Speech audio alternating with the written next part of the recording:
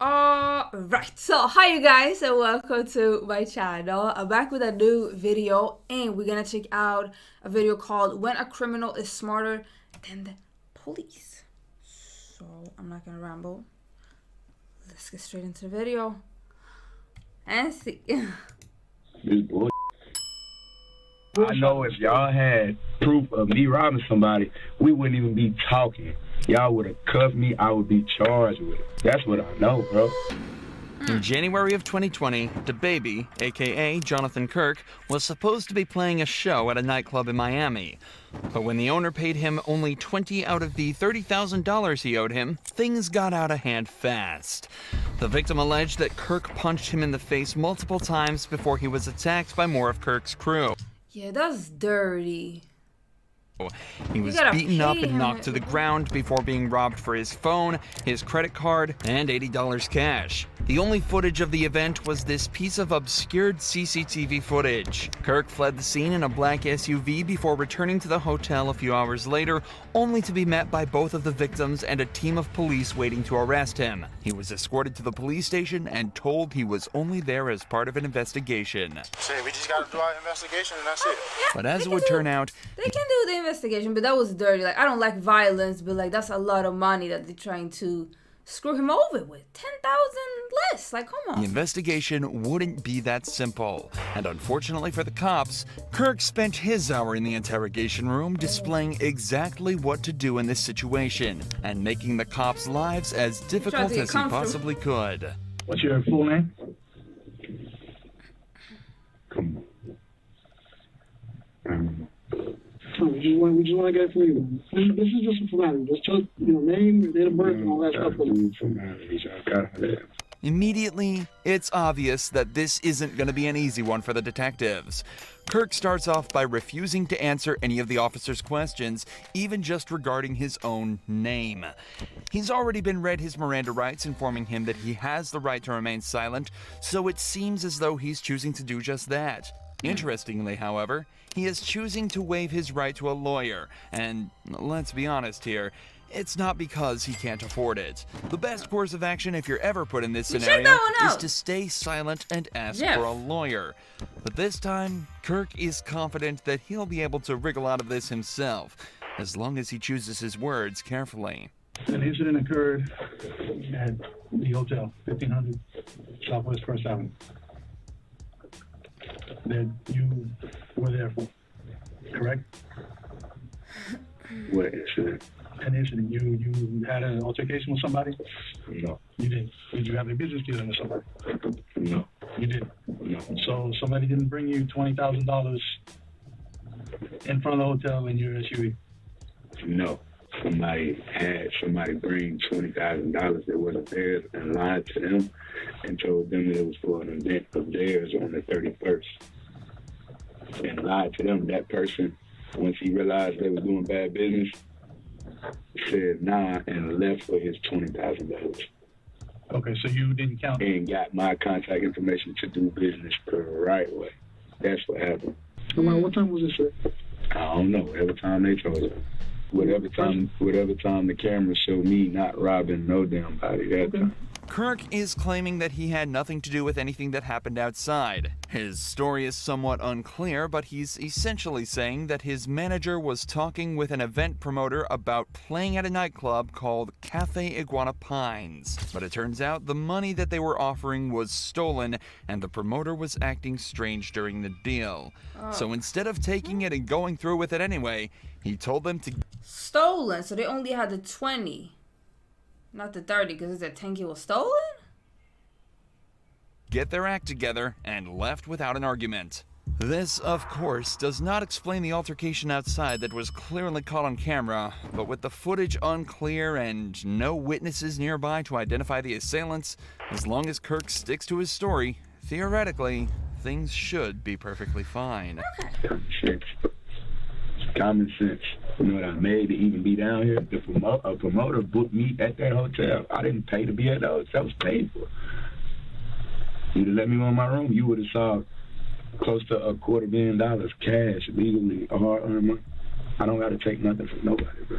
So let me ask you this. I will go outside here right now and throw $10,000 in the air. Like, I do not care about no money. I don't. Was there an argument? No, it was an argument. I didn't argue with a soul. My voice was never raised. There was never aggressive language from me. None of that. Was there a fight? None of that. No, I ain't seen no fight.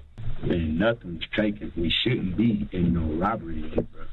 So when y'all get done doing what y'all doing, robbery was like $80 and an iPhone 7. Y'all need to follow y'all process, and y'all need to arrest whoever gave y'all this false allegation, bro. This bullshit. I don't know. While it may just look like Kirk is flexing his rapper money here, this is actually a very good point for him to bring up in this situation. If he's doing random $30,000 deals on a weekday and paying for hundreds of thousands of people per month, what does he need $80 and an iPhone for? The further he can place himself from this event, both literally and figuratively, the better. From Kirk's point of view, he was nowhere near that crime. He had no reason to commit that crime, and he has sound and reasonable explanation for his whereabouts at the time. That's right. However, from the detective's side, a crime was committed, and Kirk's vehicle was right there as it happened. So they need to try and extract the information needed to piece his day together to come up with a story that Kirk cannot argue with. That forces him into a confession. When I encountered you in the hotel, you came back to the concierge, the counter. Yeah. Where were you coming from at that point? Prime, whatever the hell. I went to eat. I went to get some food. Where is that? I don't know. You don't know? No.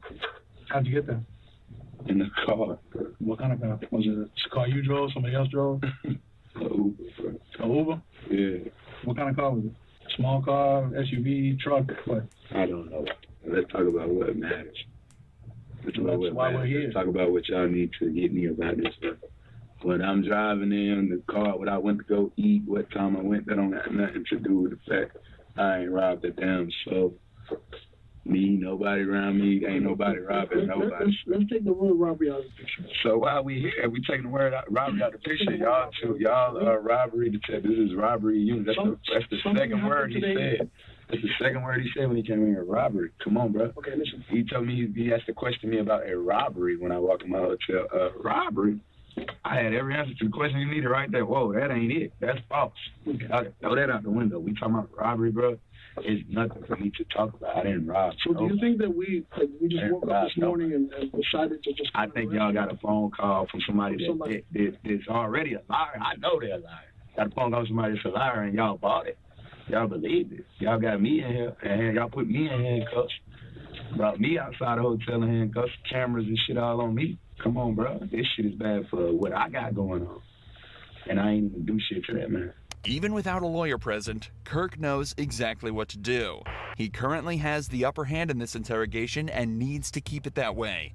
The cops are searching for anything that puts Kirk at the scene of the crime, but by redirecting the conversation away from that, back to what he thinks is actually important, there's no realistic way that they'll be able to get what they need. But even though he's winning, it's still worth noting how strange it is that he's not asking for a lawyer. Kirk obviously knows exactly what to do in an interrogation and has clearly spent time learning what to do. If that's true, he should also know that there's next to no scenarios where lawyering up will harm his case. But whether it's an ego thing or just a lapse in his thinking, Kirk is definitely still winning this interrogation. But he's about to start absolutely dominating. We talking about criminals. When I do business, it's legally binding. It's legally binding. Everything I do, you have to sign a contract. You got to sign a contract. Okay, it's a contract right now. The whole incident happened and nothing went wrong. Nothing happened. There was no... Not to my knowledge. There was no fight. There was no scuffle. There was no... I ain't fighting nobody. This guy not doing anything on his phone. He's trying to make him nervous. Y'all know too many lies. You get what I'm saying? That's why y'all got to move backwards like that, bro. Like, you're saying that they're lies, but you don't know what we have or don't have. Okay. That's I know if y'all had proof of me robbing somebody, we wouldn't even be talking. Y'all would have cuffed me. I would be charged with it. That's what I know, bro. That's what I know. Now, while this isn't necessarily true in every case, it is absolutely true here. If you're in an interrogation room and the cops "You are trying know to we find got out on you." details of the case and accusing you of a crime instead of charging you immediately, it very Come likely on. means that they're missing the details needed to charge you. Yeah. In the vast majority of cases, an interrogation is only done to extract a confession when they don't have enough evidence to easily convict you otherwise. There are a few other niche scenarios, such as trying to figure out why you committed a crime, but it's often very easy to distinguish why exactly you're there based on what you know about the event and Person just looks guilty. what Like, questions they're she's asking. not even If trying. the cops know that you're guilty and have irrefutable evidence, cooperation has a lot of merit. But if they can't prove you did what they say you did, stay silent and ask for a lawyer, especially if you're innocent. We're I trying to ain't hear no your fool. side of the story. My side of the story is I ain't done that. I don't have a side to the story because I ain't done nothing to nobody. Bro. So that's what I was asking. So and before the whole something could be incident done happened, to nothing me, happened, right? and before something could be done to me, I realized I was dealing with bad business, and I Why do you removed say it was myself bad from business? it. What? Why do you say it was bad I business? already told y'all that. You want to rewind this? You want to rewind it, bro? I already told y'all, bro. My story not gonna come out different no matter how many times I say it, bro. It's not, bro. It's right here. So you press stop and rewind and play, you're going to hear. That's why I said it was bad business, bro. Come on, bro. There's nothing doing my phone up all day, all night. He needed my help for his event. He already was in deep water because he's already doing, and I see why, he's already doing bad business. You see what I'm saying? He has an event that wasn't going to go as planned. He needed me to make up for that.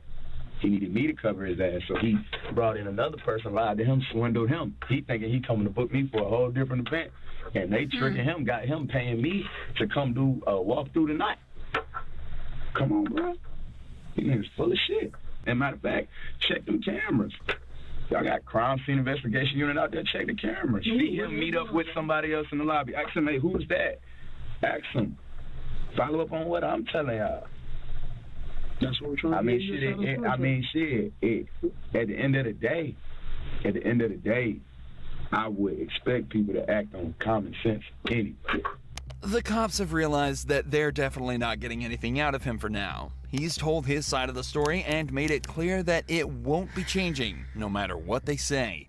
So, as is the protocol here, the detectives decide to leave the room and spend some time outside trying to come up with their next move. This is also often done as it gives the suspect time alone in the room to sit and build up anxiety. In many cases, it can actually be the difference between breaking through a suspect or not. But in this case, Kirk literally just shut his eyes and It's went to crazy how sleep. you can treat like an This innocent dude person like that. really does not care. You're treating an innocent the same as a guilty one, basically.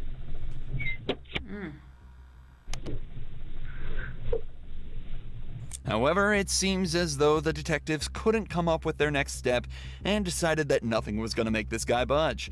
The next time a detective returned, it was regarding the security of Kirk's belongings that had been left in his hotel room. Even though he hasn't been convicted yet, he was still the prime suspect of this investigation, so he'd be spending some time in jail while they figured out what to do and gathered all the evidence they could. So they just had to figure out what to do with his stuff while They say no evidence, but he's gonna stay in. he was locked up. But obviously, locked up? Kirk refused to let them touch his stuff and just let the hotel deal with it. Kirk was facing a possible sentence of up to 15 years in prison plus a $10,000 fine, plus any charges they could slap him with for the battery.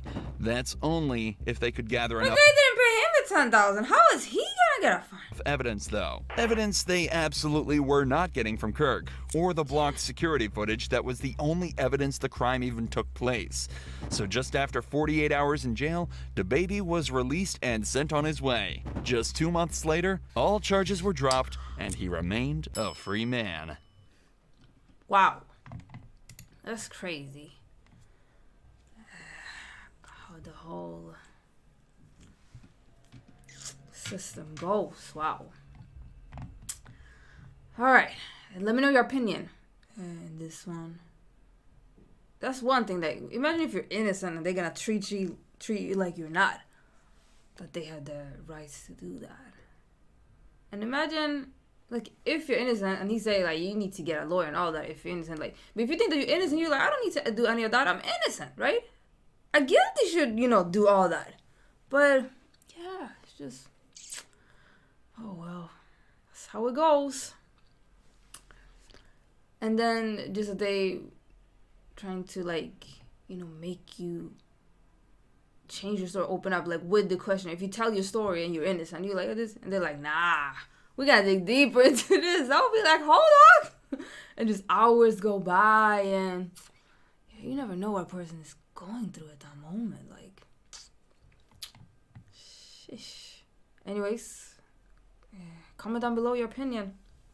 Like, comment, subscribe, all that good stuff. And appreciate you watching, and hopefully I'll see you in another video.